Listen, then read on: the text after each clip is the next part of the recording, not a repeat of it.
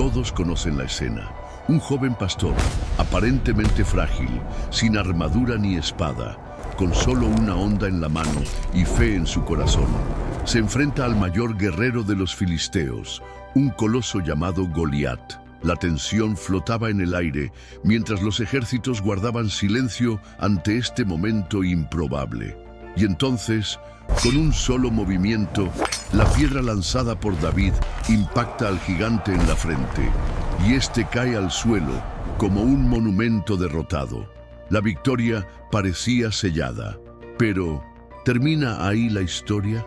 Lo que poca gente sabe, o más bien lo que casi nadie menciona, es que Goliat no estaba solo, formaba parte de un linaje, era uno de muchos, y sus hermanos, con la misma sangre maldita, con el mismo origen ancestral vinculado a los Nefilim, permaneció vivo después de la muerte de Goliat. Así es.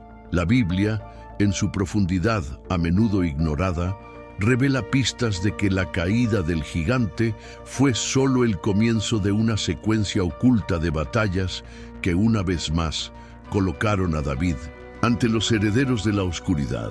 Pero ¿por qué se menciona tan poco esta parte? ¿Por qué los sermones, libros y películas se detienen en el momento de la victoria sobre Goliat y olvidan lo que vino después?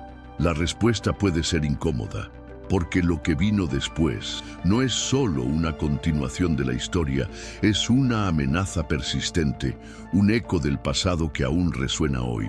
Según los textos de 2 Samuel 21 y 1 Crónicas 20, David se enfrentó a otros gigantes que también eran descendientes de Rafa, del linaje de los Refaitas, los supervivientes postdiluvianos de los antiguos Nefilim.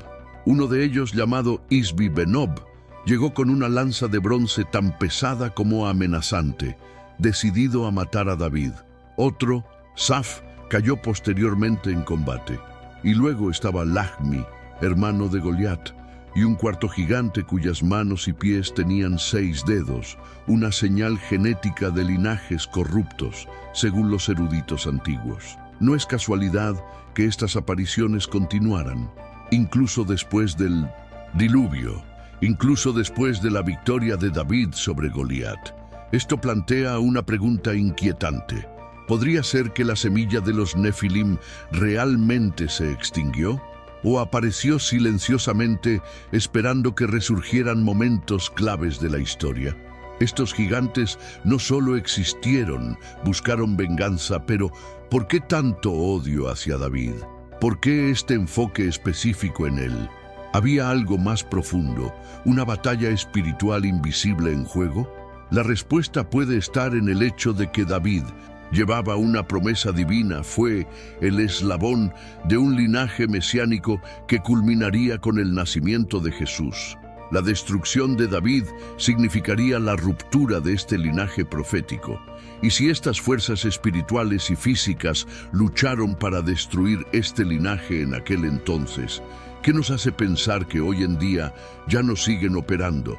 Prepárense, porque lo que sigue conectará esta antigua historia con una verdad impactante que aún impacta el presente.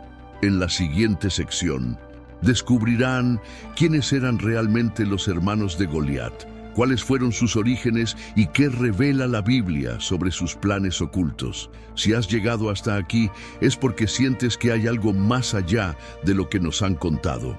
Por eso, te invito a comentar.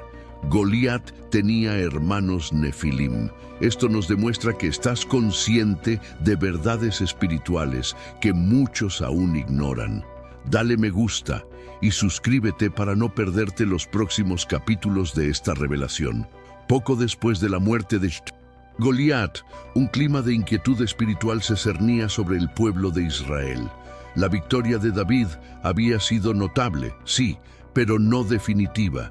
Muchos creen que la caída del gigante puso fin a una era de terror, pero lo cierto es que Goliat no fue un caso aislado.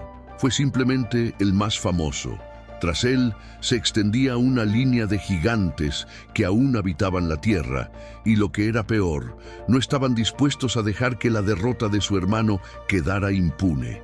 Esta revelación, oculta entre líneas en las Escrituras, nos lleva a una verdad profunda.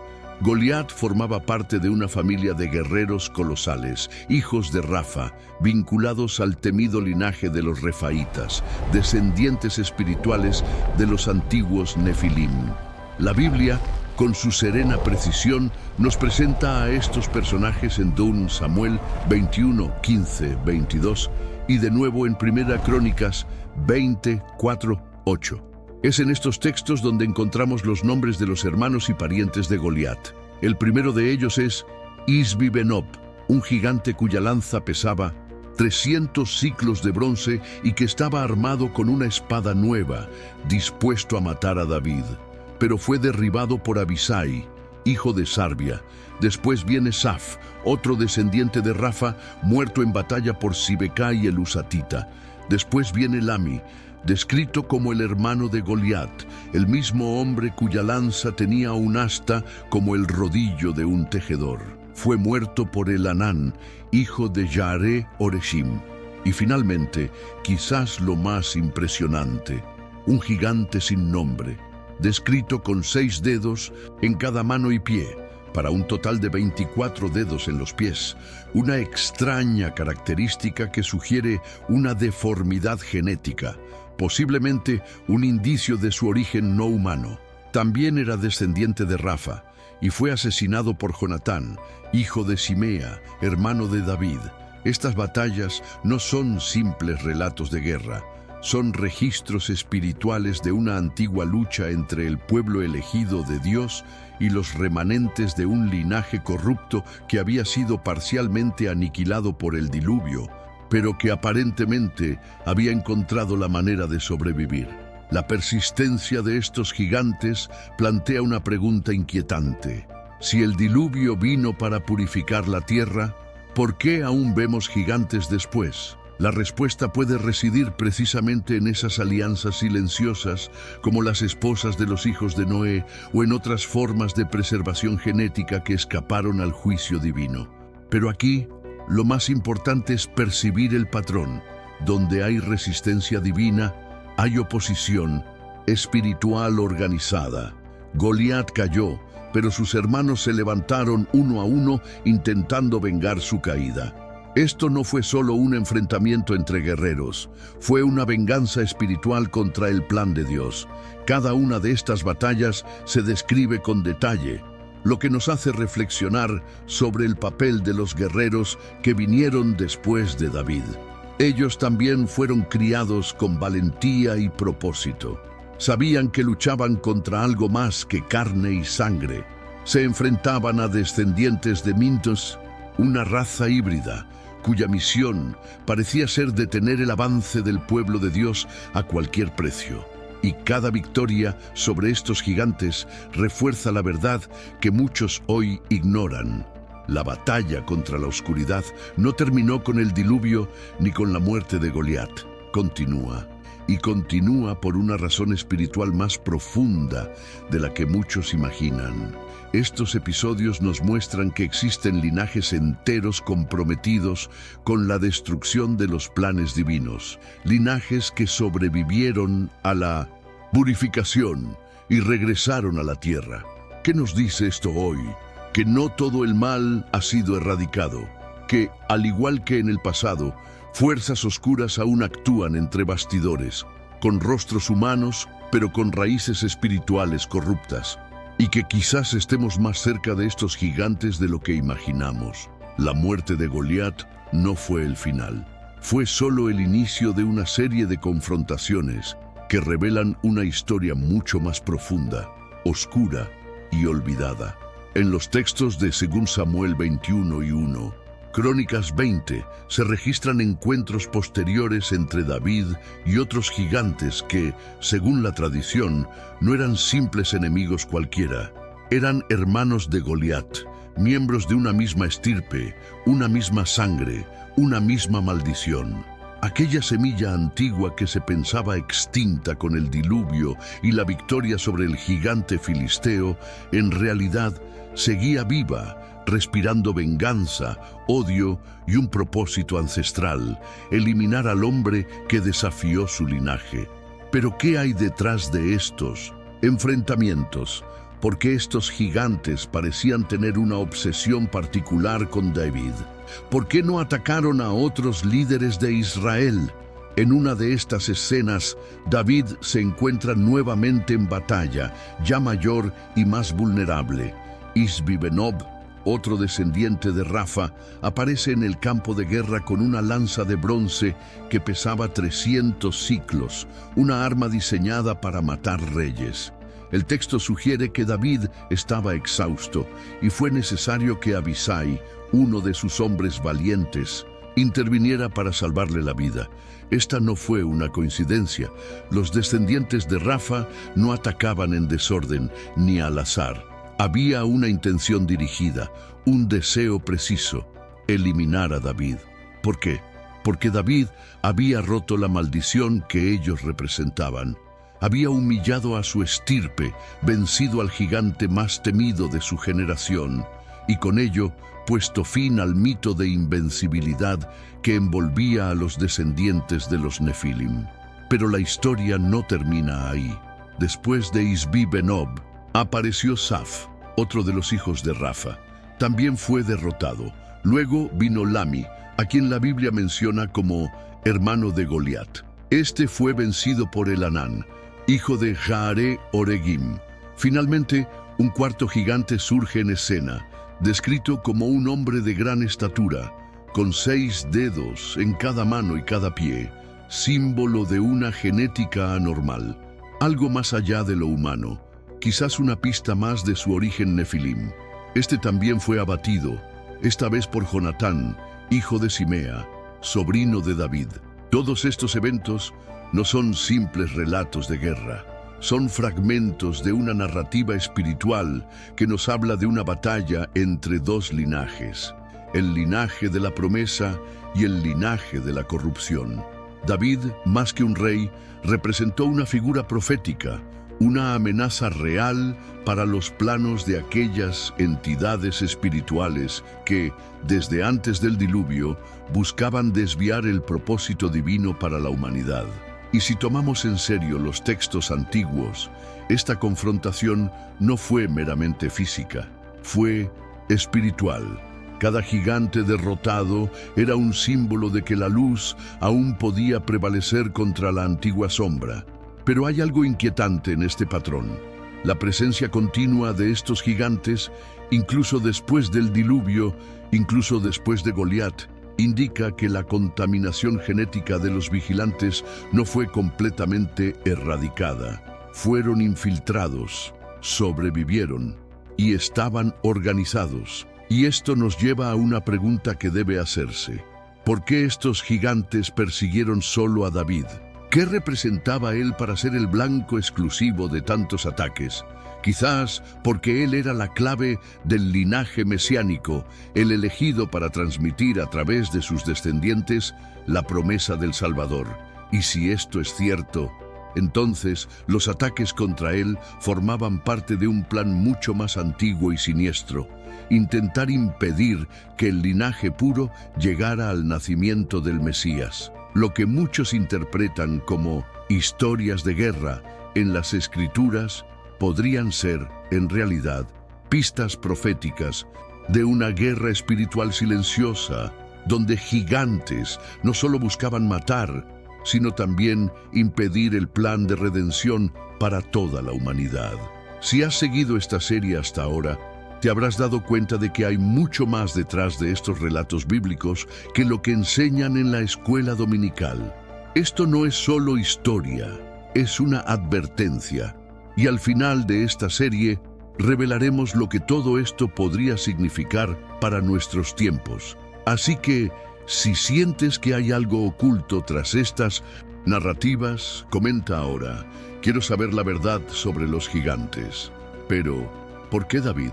¿Por qué tanto odio dirigido exclusivamente contra él cuando otros guerreros también lucharon junto al ejército de Israel? La respuesta no solo está en el campo de batalla, sino en el ámbito espiritual. David no era solo un rey guerrero, era portador de un linaje escogido, un linaje profético, un linaje que llevaba en sí la promesa del Mesías, y los gigantes lo sabían, lo presentían, y no podían permitirlo. La Biblia nos muestra que Dios hizo un pacto con David. En 2 Samuel 7, 12, 16, el Señor mismo promete que de los descendientes de David surgiría un reino eterno. Y al leer los evangelios nos damos cuenta de que a Jesús, el Cristo, se le llama con razón Hijo de David. Este no es solo un título simbólico, es un hito profético. Significa que la misión de David trascendió su tiempo, sus enemigos y su propia existencia. Era una pieza clave en un rompecabezas que los vigilantes y sus descendientes conocían desde hacía mucho tiempo. Sabían que un día, a través de ese linaje, vendría aquel que aplastaría la cabeza de la serpiente, aquel que traería el juicio definitivo sobre los espíritus inmundos que se habían revelado en la antigüedad. Por eso los gigantes querían exterminar a David, porque sabían que representaba el vínculo entre el pasado y el futuro, entre la sangre purificada de Noé y la sangre redentora del Mesías. Y si lograban cortar ese vínculo, quizá podrían retrasar o incluso impedir el plan divino. Pero vean cómo todo se conecta. Los gigantes no aparecen al azar en batallas comunes. Aparecen en momentos específicos, cuando David está vulnerable, exhausto o en transición. Sabían cuándo atacar, como guiados por algo más oscuro que la mera venganza. En 2 Samuel 21, cuando Isbi Benob intentó matar a David, el texto nos dice que David estaba cansado, y fue entonces cuando Abisai intervino para salvarlo. Este detalle no es irrelevante, revela que los ataques fueron calculados, estratégicos. Los gigantes esperaban la debilidad de David porque sabían que era portador de un linaje. Así como en nuestros días, los ataques espirituales se intensifican cuando estamos a punto de cumplir un propósito mayor. ¿Ves cómo la guerra física en las Escrituras es un reflejo de una guerra espiritual mucho más profunda? Y aquí hay un punto aún más impactante. Los gigantes no solo querían matar a David, querían impedir que la promesa se cumpliera, así como Herodes, siglos después, ordenó matar a los niños de Belén al enterarse del nacimiento del rey de los judíos. El patrón se repite, porque el enemigo conoce las Escrituras y teme su cumplimiento. No es casualidad que, tras las victorias de David contra los gigantes, su autoridad como rey se fortaleciera y la promesa del linaje mesiánico se consolidara. Cada gigante derrotado por sus guerreros no era solo una victoria militar, sino una afirmación profética de que el plan de Dios seguía adelante, a pesar de toda la resistencia espiritual. Y si sigues estas historias con discernimiento, empiezas a ver algo más tras cada nombre, cada batalla, cada detalle. Ahora dime, ¿alguna vez has visto a los gigantes desde esta perspectiva espiritual? ¿Te has dado cuenta de que la guerra contra David fue en realidad una guerra contra el plan de redención de la humanidad? Esta parte de la historia casi nunca se cuenta desde el púlpito, pero es crucial para entender por qué los Nefilim, incluso después del diluvio, seguían representando una amenaza directa a la voluntad de Dios. ¿Y si todo esto no fuera solo parte de un pasado lejano? ¿Y si los ecos de la guerra contra David aún resuenan en nuestros días? Porque Jesús mismo nos advirtió, como en los días de Noé, así será la venida del Hijo del Hombre. Mateo 24:37. No eligió estas palabras al azar. Al citar los días de Noé, Jesús establecía una conexión directa con la corrupción que existía antes del diluvio y con todo lo que se sembró en aquel entonces y que de alguna manera aún crece entre nosotros. ¿Y qué había en los días de Noé? Mezcla genética experimentos espirituales prohibidos, gigantes que caminaban por la tierra, hombres que se alejaban de su creador, una humanidad que ya no reflejaba la imagen de Dios. Hoy volvemos a ver señales similares. La ingeniería genética promete mejorar la especie humana. El transhumanismo propone la fusión del hombre y la máquina. La inteligencia artificial avanza sin cesar. Y detrás de 1900, todo esto se esconde una sed de inmortalidad, poder y conocimiento. Los mismos deseos que llevaron a los vigilantes a rebelarse en el monte Hermón. Nada ha cambiado, salvo las herramientas. La corrupción del diseño original está en marcha. La imagen de Dios, una vez más, se está distorsionando, y pocos lo notan. Estamos rodeados de voces que ofrecen luz, pero ocultan oscuridad. Sistemas que venden progreso, pero cultivan la esclavitud espiritual. Estructuras que, como los gigantes del pasado, buscan aplastar todo lo que aún conserva vestigios de promesa divina. Y lo más grave, muchos piensan que todo esto es solo un avance tecnológico, pero quizás sea solo una versión moderna del mismo antiguo plan de los Nefilim. Si has llegado hasta aquí, es porque algo en tu interior está despertando, así que comenta ahora. Ahora sé más sobre los gigantes. Esto ayuda a YouTube a mostrar este video a más personas que, como tú, quieren entender lo que ha estado oculto durante milenios. Aprovecha y deja tu me gusta, suscríbete al canal y activar la campana, porque en el próximo video revelaremos secretos aún más inquietantes. Haz clic en el video que aparece en pantalla ahora y continuar este viaje de descubrimientos que nadie más quiere contar.